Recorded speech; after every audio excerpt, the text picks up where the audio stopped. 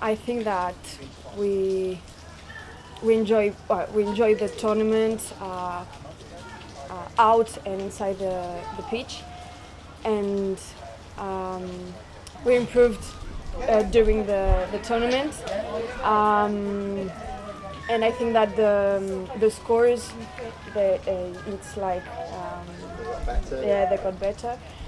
We win Australia. It's the only match that we win, but we're very happy that with this tournament.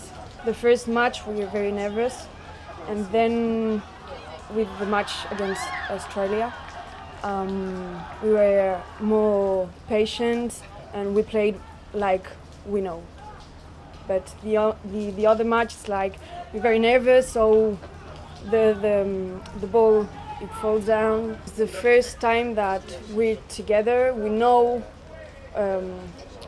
each other, but it's the first time that we play 7 together. All of the girls are play in 15, so it's hard for them, but they play very good. And yeah, they're proud of us, and we are proud of them.